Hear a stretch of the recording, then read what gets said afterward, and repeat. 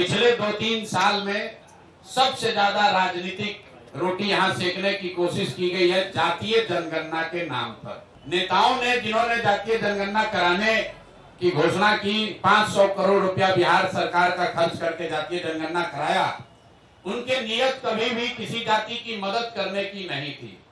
वो इस जातीय उन्माद को फैलाकर फिर से समाज में राजनीतिक रोटी सेकना चाहते थे।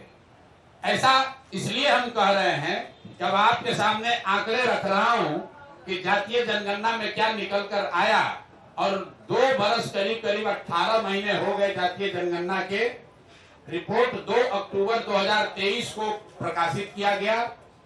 7 नवंबर 2023 को विधानसभा के पटल पर ये रिपोर्ट रखी गई और 22 नवंबर 2023 को नीतीश कुमार ने तब तेजस्वी यादव के साथ जो सरकार चला रहे थे मिलकर जातीय जनगणना के आधार पर 5 बड़ी घोषणाएं की।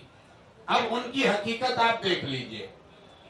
जातीय जनगणना में सरकार ने ये माना कि 34% से ज्यादा लोग बिहार के गरीबी रेखा से नीचे आज भी रह रहे हैं।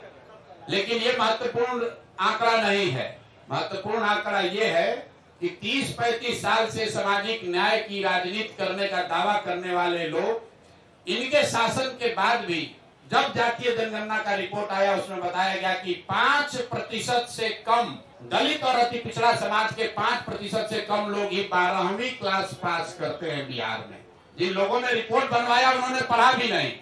सिर्फ 5% से भी कम दलित और अति पिछड़ा समाज के लोग 12वीं क्लास पढ़ते हैं। आरक्षण की लड़ाई लड़ने की बात करने वाले लोग 35 साल के बाद 0.93% अति पिछड़ा समाज के लोग आज सरकारी नौकरियों में हैं। 2 बरस पर इस पर कोई चर्चा नहीं हुई। तो जब नीतीश कुमार ने 22 तारीख को इसकी घोषणा की कि इस रिपोर्ट के आलोक में हम लोग क्या क्या करेंगे, तो एक चर्चा उन्होंने की जिसकी आप लोगों ने भी जिसको फॉलोअप किया कि आरक्षण की सीमा को 50 से बढ़ाकर 65 या 75 किया जाएगा। इसका हम लोग रिकमेंडेशन केंद्र सरकार को भेज रहे हैं।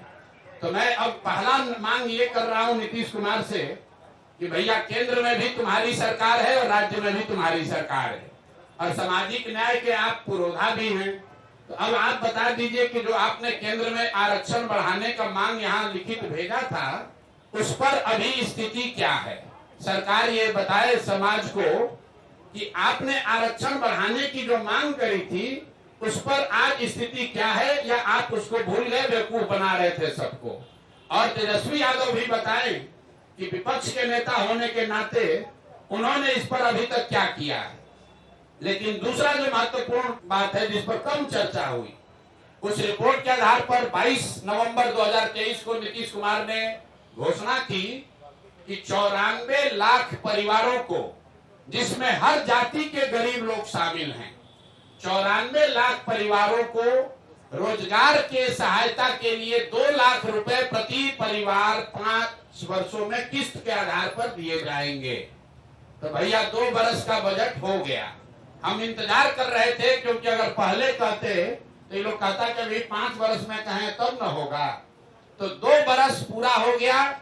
मैं सरकार से ये पूछना चाहता हूं, जनसुराज परिवार ये जानना चाहता है कि 94 लाख लोगों को जिनको 2-2 लाख रुपया देने का आपने वादा किया था, उसमें कितने लोगों को आपने कितना पैसा दिया।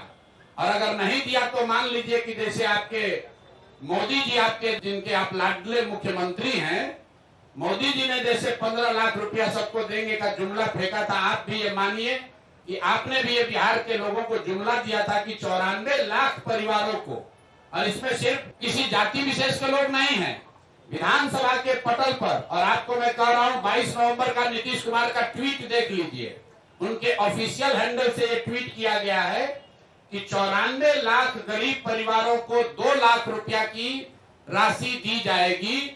अभी तक एक परिवार को 1 रुपया भी नहीं दिया गया है। तीसरी जो बड़ी घोषणा उन्होंने की थी कि 39 लाख परिवारों को जो होमलेस है, लैंडलेस हैं, उनको 1,20,000 रुपया घर बनाने के लिए दिया जाएगा। तो मैं तीसरी मांग ये कर रहा हूं कि जातीय जनगणना के नाम पर समाज को लड़ाने की जो योजना आपने बनाई थी वो तो कामयाब हुई नहीं। ये बता दो कि 39 लाख लोगों में से कितने लोगों को 1,20,000 रुपए की राशि दी गई है। तो जातीय जनगणना को लेकर मेरे 3 सवाल जन स्वराज के हैं। पहला कि आरक्षण बढ़ाने के लिए जो आपने दावा किया था कि आप केंद्र सरकार को रिकमेंड कर रहे हैं, उस पर आज स्थिति क्या है? किस तारीख को आपने रिकमेंड किया और केंद्र सरकार ने उस पर क्या निर्णय दिया?